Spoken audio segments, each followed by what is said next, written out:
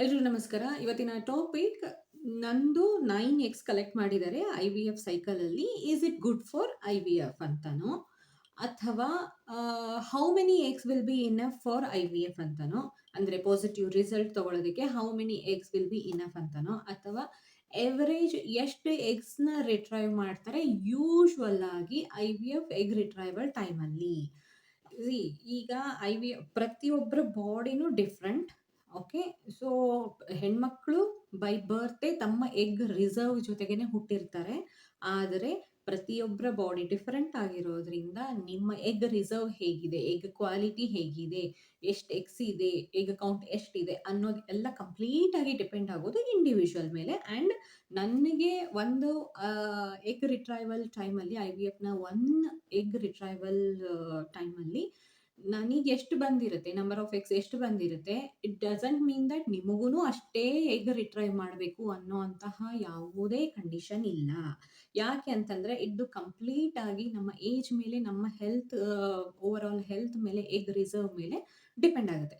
ಹೇಗೆ ಅಂತಂತಂದರೆ, see the one who is having robust ಅಂದರೆ ವೆರಿ ಗುಡ್ ಎಗ್ ರಿಸರ್ವ್, ತುಂಬ ಚೆನ್ನಾಗಿ ಎಗ್ ರಿಸರ್ವ್ ಇರೋ ಅಂತಹವರು ಆಗಿರಬಹುದು. And women with P C O S ಇದ್ದಂಥವ್ರಿಗೆ ಯೂಶ್ವಲ್ ಆಗಿ ಏನಿರುತ್ತೆ, ಸುಮಾರಷ್ಟು ಫಾಲಿಕಲ್ಸ್ ವಿತ್ ಎಗ್ಸ್ ಇರುತ್ತೆ. ಅಂದರೆ ಎಂಟಿ ಫಾಲಿಕಲ್ಸ್ ಇರೋದಿಲ್ಲ, ಫಾಲಿಕಲ್ಸ್ ವಿತ್ ಎಗ್ಸ್. ಯಾವೆಲ್ಲ ಫಾಲಿಕಲ್ಸ್ಗೆ ಏನು ಆ ಎಬಿಲಿಟಿ ಇರೋವಂಥ ಅಂದರೆ ಮುಂದೆ ಮೇಚರ್ ಆಗಿ ಸಕ್ಸಸ್ ಆಗುವಂತಹ ಎಬಿಲಿಟಿ ಇರೋವಂತಹ ಫಾಲಿಕಲ್ಸ್ ಪಿ.ಸಿ.ಓ.ಡಿ ಇದ್ದಂಥವ್ರಿಗೆ ಸುಮಾರಷ್ಟು ಎಗ್ಸ್, ಆ ಥರದ ಎಗ್ಸು ಇರುತ್ತೆ ಪಿ.ಸಿ.ಓ.ಡಿ ಇದ್ದಂಥವರಲ್ಲಿ. Okay, so one with very good egg reserve ಆಗಿರಬಹುದು, or one with PCOD who has follicles containing egg ಆಗಿರಬಹುದು. ಅಂಥವರು ಒಂದು ಎಗ್ ರಿಟ್ರೈವಲ್ ಟೈಮಲ್ಲಿ ಮ್ಯಾಕ್ಸಿಮಮ್ 40 ನಂಬರ್ ಆಫ್ ಎಗ್ಸ್ನ ರಿಟ್ರೈವ್ ಮಾಡಿರಬಹುದು. ಓಕೆ, ಅಂಥವರಿಗೆ. ಆ್ಯಂಡ್ ಅದರ ಅಪೋಸಿಟಲ್ಲಿ ಏನು ಅಂತಂತಂದರೆ the one with low egg reserve. Okay, ಯಾರಿಗೆ ಎಗ್ ರಿಸರ್ವ್ ತುಂಬ ಕಮ್ಮಿ ಇರುತ್ತೆ ಅಂಥವರಿಗೆ ಮ್ಯಾಕ್ಸಿಮಮ್ 2 ಎಗ್ಸ್ ರಿಟ್ರೈವ್ ಮಾಡಿರ್ಬೋದು. Okay, so range varies from 2 to 40. ಆಯಿತಾ, ನೀವು 2 ಎಗ್ ರಿಟ್ರೈವ್ ಕೂಡ ಮಾಡಿರಬಹುದು ಅಥವಾ ಮ್ಯಾಕ್ಸಿಮಮ್ ವಿಚ್ ಇಸ್ 40 ಅದನ್ನು ಕೂಡ ಮಾಡಿರಬಹುದು.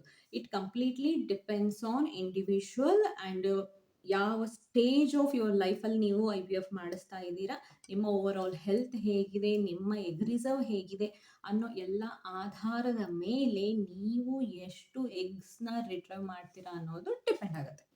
ಓಕೆ, ಇದು ನಿಮ್ಮ ಕೈಯಲ್ಲಿ ಇಲ್ಲ. So what is the good number of eggs to be retrieved for IVF success or to get pregnant? ಅಂದರೆ ಐವಿಎಫ್ ಮಾಡಿಸ್ಕೊತಾ ಇದ್ದವಾಗ ಎಷ್ಟು ನಂಬರ್ ಆಫ್ ಎಗ್ಸ್ನ ರಿಟ್ರೈವ್ ಮಾಡಿದ್ರೆ ಖಂಡಿತವಾಗ್ಲೂ ಕನ್ಸೀವ್ ಆಗೇ ಆಗ್ತೀವಿ ಅನ್ನೋ ಅಂಥದ್ದು ಎಷ್ಟು ನಂಬರು ಅಂತಂತ ಕೇಳಿದ್ರೆ, ಅದನ್ನ ಸ್ಪೆಸಿಫಿಕ್ ಆಗಿ ಹೇಳೋದಕ್ಕಾಗೋದಿಲ್ಲ. ಯಾಕೆ ಅಂತಂತಂದರೆ ಯಂಗರ್ ವುಮನ್ ಅಂತಂತಂದರೆ ವಯಸ್ಸು ಕಮ್ಮಿ ಇರೋಂತಹ ಇನ್ನು 20s ಯಾರೆಲ್ಲ ಐವಿಎಫ್ ಮಾಡಿಸ್ಕೊತಾ ಇರ್ತಾರೆ ಅಂಥವರಿಗೆ less number of eggs will be enough. ಆಯಿತಾ, ಯಾಕೆ ಅಂತಂತಂದರೆ ಅಂಥವರ ಎಗ್ಸು ಗುಡ್ ಕ್ವಾಲಿಟಿ ಇರುತ್ತೆ. ಓಕೆ, ಯಂಗ್ ಏಜಲ್ಲಿ ಗುಡ್ ಕ್ವಾಲಿಟಿ ಎಗ್ಸ್ ಇರುತ್ತೆ. ಸೊ ಹಾಗಾಗಿ ಅಂಥವರಿಗೆ ನಂಬರ್ ವೋಂಟ್ ಮ್ಯಾಟರ್, ಫ್ಯೂ ಎಗ್ಸಿಂದನೂ ಅವರಿಗೆ ಸಕ್ಸಸ್ ಸಿಗ್ಬೋದು. ಆದರೆ ಓಲ್ಡರ್ ವುಮನಲ್ಲಿ ಏನಾಗುತ್ತೆ, because of quality, because of age, quality deteriorate ಆಗುತ್ತೆ, ಅಂದರೆ ಕ್ವಾಲಿಟಿ ಕಮ್ಮಿ ಆಗಿರುತ್ತೆ. ಸೊ ಅಂಥವರಲ್ಲಿ ಓಲ್ಡ್ ಏಜ್ ವುಮನ್ನಲ್ಲಿ ಏನಾಗುತ್ತೆ, number of retrieved eggs should be more. ಅಂದರೆ ಅಂಥವ್ರಿಗೆ ಎಗ್ಸ್ ಜಾಸ್ತಿ ರಿಟ್ರೈವ್ ಮಾಡ್ಕೋಬೇಕಾಗುತ್ತೆ ಟು ಅಚೀವ್ ಸೇಮ್ ರಿಸಲ್ಟ್. ಆಯಿತಾ, ಯಂಗರ್ ವುಮನ್ಸಿಗೆ ಸ್ವಲ್ಪ ಕಮ್ಮಿ ಎಗ್ಸ್ನ ರಿಟ್ರೈವ್ ಮಾಡಿಕೊಂಡ್ರೂ ಸಕ್ಸಸ್ ಆಗುವಂತಹ ಚಾನ್ಸಸ್ ಇರುತ್ತೆ. ಬಟ್ ಫಾರ್ ಓಲ್ಡರ್ ವುಮೆನ್ ಅದೇ ಸಕ್ಸಸ್ ಮಾಡಬೇಕು ಅಂತಂತಂದರೆ ಜಾಸ್ತಿ ಎಗ್ಸ್ನ ರಿಟ್ರೈವ್ ಮಾಡಬೇಕಾಗತ್ತೆ. ಅಂದ್ರೂ ಒಂದು ರಫ್ ಪಿಕ್ಚರ್ ಬೇಕು ಅಂತಂತಂದರೆ 10 to 12 ಮೇಜರ್ ಎಗ್ಸಿಂದ ಒಂದು ಜೆನೆಟಿಕಲಿ ನಾರ್ಮಲ್ ಎಂಬ್ರಿಯೋ ಬರುವಂತಹ ಸಾಧ್ಯತೆ ಇರುತ್ತೆ.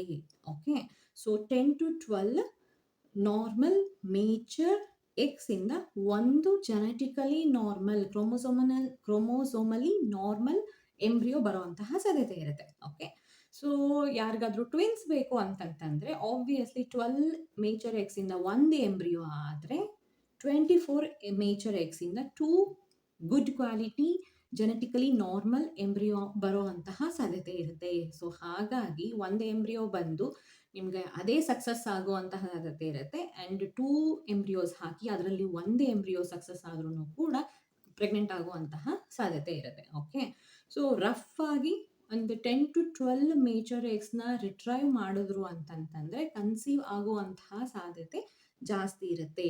ಆದರೆ again it depends on your age. ವಯಸ್ಸಾದವ್ರಿಗೆ ಸ್ವಲ್ಪ ಜಾಸ್ತಿ ವಯಸ್ಸಾದವ್ರಿಗೆ ಜಾಸ್ತಿ ಎಗ್ಸ್ನ ರಿಟ್ರೈವ್ ಮಾಡಬೇಕು.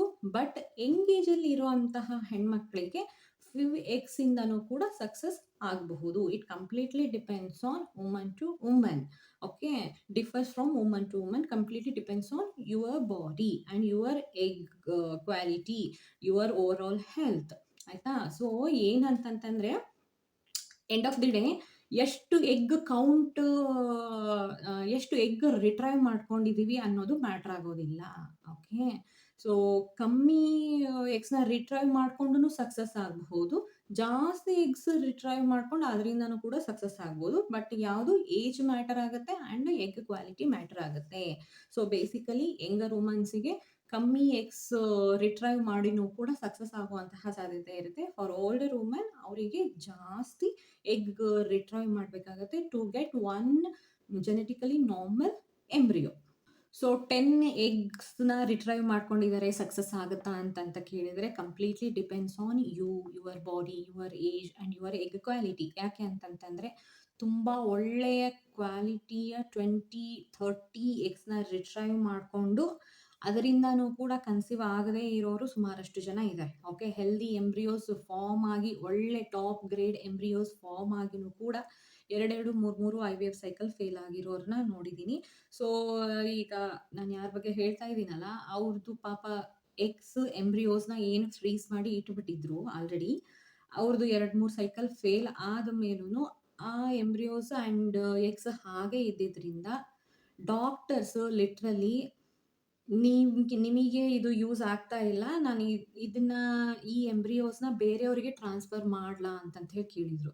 Embryo is what? Embryo is nothing but your child. Okay, ಅವ್ರು ಎಷ್ಟು ಸ್ಟ್ರಾಂಗ್ ಆಗಿ, ಎಷ್ಟು ಅದನ್ನ ಹೆಂಗೆ ಹೇಳಬೇಕಂತ ಗೊತ್ತಾಗ್ತಾ ಇಲ್ಲ ನನಗೆ. ಅವ್ರು ಎಷ್ಟು ಗಟ್ಟಿ ಮನಸ್ಸು ಮಾಡ್ಕೊಂಡು ಹ್ಞೂ ಅಂತ ಅಂದಿರಬೇಕು. Do you know what she said? It's okay, ನನಗಾಗದೆ ಇದ್ರೆ ಪರವಾಗಿಲ್ಲ, ಯಾರಿಗಾಗುತ್ತೆ ಆಗಲಿ, ಅವ್ರಿಗೆ ಕೊಡಿ, ಆಗಲಿ, ಅವರಾದ್ರೂ ಆಗಲಿ ಅಂತಂತ ಹೇಳಿದ್ರು ಅವರು. ಗೊತ್ತಾ?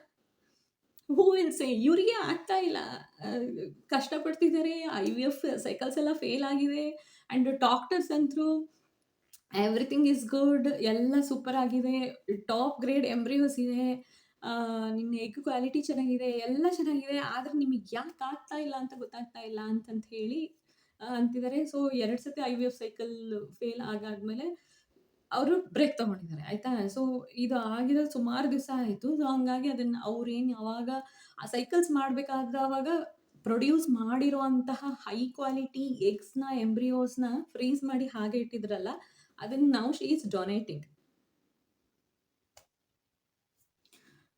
ಸೊ ಅಟ್ಲೀಸ್ಟ್ ಮಿನಿಮಮ್ ಒಂದು 12 ಎಗ್ಸ್ ರಿಟ್ರೈವ್ ಮಾಡಿದ್ರು ಅಂತಂತಂದರೆ, ನಾನು ಹೇಳಿದ್ದು ರಫ್ ನಂಬರು, ಅರೌಂಡ್ 12 ಎಲ್ಲ ರಿಟ್ರೈವ್ ಮಾಡಿದ್ರು ಅಂತಂತಂದರೆ ಅದರಿಂದ ಒಂದು ಗುಡ್ ಕ್ವಾಲಿಟಿ ಎಂಬ್ರಿಯೋ ಬರುವಂತಹ ಸಾಧ್ಯತೆ ಜಾಸ್ತಿ ಇರುತ್ತೆ. ಆ್ಯಂಡ್ ಸಪೋಸ್ ಏನಾದರೂ ನಿಮ್ಮ ಪರ್ಟಿಕ್ಯುಲರ್ ಎಗ್ ರಿಟ್ರೈವಲ್ ಟೈಮಲ್ಲಿ ಸಪೋಸ್ ಈ ನಂಬರ್ ಕಮ್ಮಿ ಇತ್ತು ಅಂತಂತಂದರೆ ಓನ್ಲಿ 1 or 2 ಮೇಜರ್ ಎಗ್ಸ್ನ ಮಾತ್ರ ಕಲೆಕ್ಟ್ ಮಾಡ್ಕೊಳ್ಳೋಕ್ಕೆ ಸಾಧ್ಯ ಆಯಿತು, no more major eggs are available ಅನ್ನೋವಂತಹ ಸಿಚುವೇಶನ್ ಇತ್ತು ಅಂತಂತಂದರೆ ಜಾಸ್ತಿ ತಲೆ ಕೆಡಿಸ್ಕೊಳ್ಳೋಷ್ಟು ಅವಶ್ಯಕತೆ ಇಲ್ಲ. ಯಾಕೆ ಅಂದರೆ ಡಾಕ್ಟರ್ಸ್ ಏನು ಮಾಡ್ತಾರೆ, ನೆಕ್ಸ್ಟು ಮತ್ತೆ ಪ್ಲ್ಯಾನ್ ಮಾಡ್ತಾರೆ ಎಗ್ ರಿಟ್ರೈವಲ್. ಬರೀ ಎಗ್ ರಿಟ್ರೈವಲ್ ಒಂದೇ ಸತಿ ಏನಾಗೋದಿಲ್ಲ, ಒಂದು ಸತಿ ಮಾಡಿದವಾಗ ಕಮ್ಮಿ ನಂಬರ್ ಆಫ್ ಎಗ್ಸ್ನ ರಿಟ್ರೈವ್ ಮಾಡಿಕೊಂಡ್ರು, ಕಲೆಕ್ಟ್ ಮಾಡ್ಕೊಳ್ಳೋಕೆ ಸಾಧ್ಯ ಆಯಿತು ಅಂತಂತಂದರೆ ಡಾಕ್ಟರ್ಸು ಮತ್ತೆ ಪ್ಲ್ಯಾನ್ ಮಾಡಿ ಮತ್ತೆ ಮೆಡಿಸಿನ್ ಕೊಟ್ಟು ಮೋರ್ ನಂಬರ್ ಆಫ್ ಎಗ್ಸ್ ಬರೋ ಹಾಗೆ ಮಾಡಿ ನೆಕ್ಸ್ಟ್ ಸೈಕಲಲ್ಲಿ ಮತ್ತೆ ಚೆನ್ನಾಗಿರೋ ಮೇಜರ್ ಎಗ್ಸ್ನ ಬಂತು ಅಂತಂತಂದರೆ ಮತ್ತೆ ತಿರ್ಗಾ ಕಲೆಕ್ಟ್ ಮಾಡ್ತಾರೆ. ಇದು how long it will continue ಅಂತಂತಂದರೆ ಯಾವಾಗ ಒಂದು good number of egg bank ಇದೆ ಅನ್ನೋ ಹಾಗೆ ಆಗುತ್ತೆ, ಅಷ್ಟರವರೆಗೂ ಮಿನಿಮಮ್ ಇದನ್ನ ಕಂಟಿನ್ಯೂ ಮಾಡ್ತಾರೆ. ಅಟ್‌ಲೀಸ್ಟ್ 2 ಸೈಕಲ್ಸ್ ಅಟ್‌ಲೀಸ್ಟ್ 3 ಸೈಕಲ್ಸ್ ಮಾಡ್ತಾರೆ. ಸೊ ದ್ಯಾಟ್ ಒಂದು ಒಳ್ಳೆ ನಂಬರ್ ಆಫ್ ಎಗ್ ಕೌಂಟ್ ಬಂತು ಅಂತಂತಂದ್ರೆ then they will go for next step. Okay. So less number of egg retrieve ಆಗಿದೆ ಅಂತ ತಲೆ ಕೆಡಿಸ್ಕೊಳ್ಳೋದಕ್ಕೆ ಹೋಗ್ಬೇಡಿ. ಓಕೆ. ಅಂಡ್ IVF ಬಗ್ಗೆ ಮತ್ತೇನಾದ್ರೂ ಡೌಟ್ ಇತ್ತು ಅಂತಂತಂದ್ರೆ, ಎಗ್ ರಿಟ್ರೈವಲ್ ಬಗ್ಗೆ ಮತ್ತೇನಾದ್ರೂ ಡೌಟ್ ಇತ್ತು ಅಂತಂತಂದ್ರೆ ಕಾಮೆಂಟ್ ಬಾಕ್ಸಲ್ಲಿ ತಿಳಿಸಿ. ಖಂಡಿತವಾಗ್ಲೂ ಉತ್ತರ ಕೊಡೋದಕ್ಕೆ ಟ್ರೈ ಮಾಡ್ತೀನಿ. ಅಂಡ್ ಈ ವಿಡಿಯೋ ನಿಮಗೆ ಇನ್ಫಾರ್ಮೇಟಿವ್ ಅಂತ ಅನ್ನಿಸ್ತು ಅಂದ್ರೆ ಲೈಕ್ ಮಾಡಿ, ಕಮೆಂಟ್ ಮಾಡಿ ಅಂಡ್ ಶೇರ್ ಮಾಡಿ ಅಂಡ್ ನನ್ನ ಚಾನಲ್‌ನ ಸಬ್ಸ್ಕ್ರೈಬ್ ಕೂಡ ಮಾಡಿ ಅಂಡ್ ಹೈಪ್ ಕೂಡ ಮಾಡಿ. ಧನ್ಯವಾದ.